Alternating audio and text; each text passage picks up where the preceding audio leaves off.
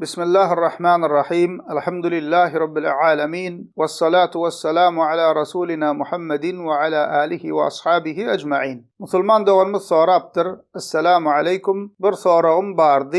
Hıdır aleyhisselam dirimi. İnternetten görümde biri diri deyip aydiyalar. Başka biri yok diri del diye. Şol barada aydıp beraysanız cevabınız için Allah yalkasın deyiptir. Ve aleykümesselam ve rahmetullahi ve berekatuh. Hıdır aleyhisselam öllü mü ya da dünyada yaşayar mı, diri mi diyen meselede ehl-i sünnet alimlerimizin arasında iki tane karayış ba. Diri diyenem ba, öllü diyenem ba. Bir musulman şu iki karayıştan haysını kabul edenne de ehl-i sünnetten çıkmaya. İnni gurrumuzun devamında bu mesele yine kaydıp geliriz. Umuman Hıdır aleyhisselam barada tertip boyunca aydıp geçsek, halkımızın arasında Hıdırata deyip adı ağzalayan kişi Hıdır aleyhisselamdır. Kur'an-ı Kerim'de Kehf surasında ve sahih hadislerde Musa aleyhisselamın Hıdır aleyhisselamın yanına ilim almağa gidenliği haber veriliyor. Bu vakani öğrenmek isteyenler Kehf surasını okuyup bilirler. Hıdır aleyhisselamın asıl adı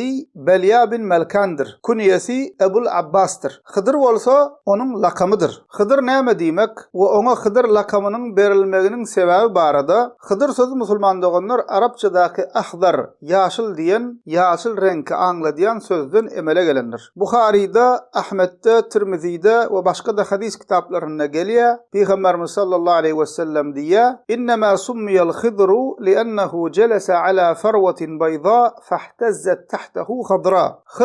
Hıdır lakamının berilmeğinin sebebi haçanna ol ösümlüksüz uğru yere oturanna ol yerin canlanıp ösümlük çıkıp yaşıla öwürülmegindendir diye Peygamberimiz. Yani bu Hıdır aleyhisselam'a verilen mucizedir. Hıdır barada alimlerimizin arasında yine bir mesele var.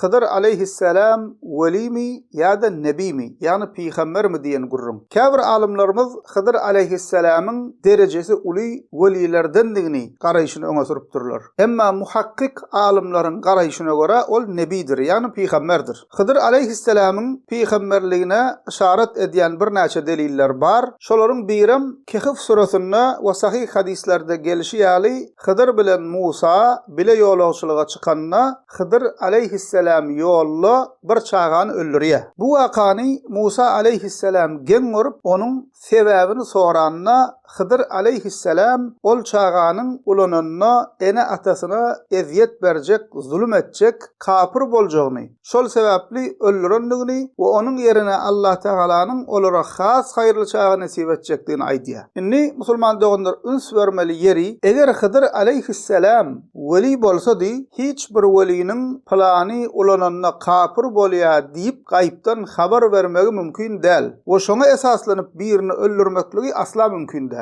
Demek bu ne mana anladı ya? Hıdır aleyhisselam peygamber bolan üçün Allah Teala'dan vahiy alıyor. Ve şol vahiy esasında yankı vaka bolup geçiyor. Yani bu vaka Hıdır aleyhisselamın nebidigini, peygamberdigini görkezüyor. Hıdır aleyhisselam öllü mü ya da ona uzun ömür verilenlik üçün şu vakt insanların arasında yaşayar mı, diri mi diyen soruğa gelsek, bu gurrumuzun başında da ayttık. Hıdır aleyhisselam öllü mü ya da dünyada yaşapıyor mu, diri mi diyen meselede ehl-i sünnet alimlerimizin arasında iksan karayış ba. Diri diyenem ba, öllü diyenem ba. Ölenligi barada ya da diriligi barada bu mesele çürt kesik cevap bolup bilecek açık aydın ve sahih delil yok. Şol açık ve anık sahih delil bolmanlığı için alimlerimizin arasında iksan karayış var. Alimlerden öllü diyenem ba, diri diyenem ba. Her tarafım öz karayışını güçlendirmek için kâbir karayışlar ve bu mesele gönü değişli bolmayan başka deliller öne sürüptürler. Şoların esasında bir topar ulama Hıdır aleyhisselam diri deyiptir, başka ulamalar olsa öllü deyiptirler. İmam Buhari'den rahimahullah'dan Hıdır'ın ve İlyas'ın diriliği barada sorayalar. Su'ilel Buhari'yu anil Hıdır ve İlyas hel huma ahya faqal keyfe yekunu hâzâ ve kad kâlen nebiyyü sallallahu aleyhi ve sellem la yebqa ala ra'si 100 senetin mimmen huvel yevm ala zahril ardı ahadun. İmam Buhari'den Hıdır ve İlyas diri mi deyip soralanna İmam Buhari diye bu nahil mümkün bolsun. Çünkü Peygamberimiz sallallahu aleyhi ve sellem şeyle dedi 100 yıl sonra şu vakt ýaşap ýörenlerden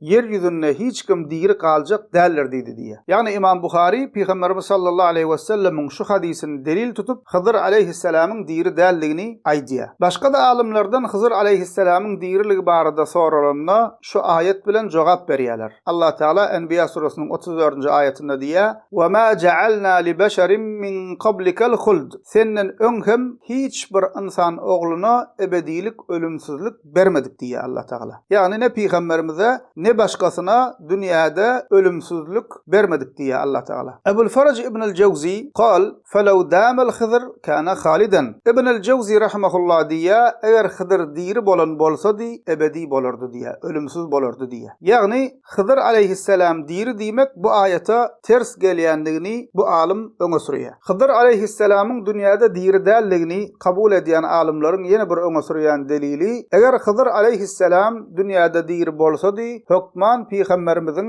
sallallahu aleyhi we sellemiň ýanyna gelerdi, Peygamberimiz bilen görüşerdi, kyn gününde sowuşlarda ýanyna golluk bolardy diýerler. Ola alim tefsirçi Ibn Kesir rahimehullah diýär: "Ýekece gün hem Hıdır'ın Peygamberimiziň sallallahu aleyhi we sellemiň ýanyna gelenini, onuň bilen duşuşanlygyny haber berýän we bu meselede delil bolup biljek ne hasan ne zayıf hadis ýokdur" diýär. Diri dälligini öňe sürýän alimlaryň ýene bir berýän misallary, eger şu wagt Hıdır aleyhisselam diri bolsady, ýaşy müňlerçe ýyldan gowrak bolmaly. Ýagny yer ýüzünde müňlerçe ýaşynda bolan bir peýgamberiň ýaşap diri bolmagy ulu zat we ulu mucizalardan, ulu waka. Bunu kabul etmek üçin ýa ayet gerek ýa-da sahih hadis gerekdir. Hekayeler, rivayetler, zayıf hadisler bilen bunu subut edip bolmaýar. Hıdır aleyhisselam diri diýen alimler bolsa, bu barada gelen käbir rivayetler öňe sürýärler we käbir kişileriň Hıdır bilen duşuşdum diýen gurrunlaryny öňe sürýärler. Delil diýip öňe sürýänleri alimleriň diýişýäli sahih däl. Hafiz ibn Qayyim rahimehullah diýär: "Hıdır aleyhisselamyň diriligini habar berýän ýekeci de sahih hadis ýokdur" diýär. Emma plany görüşüpdir,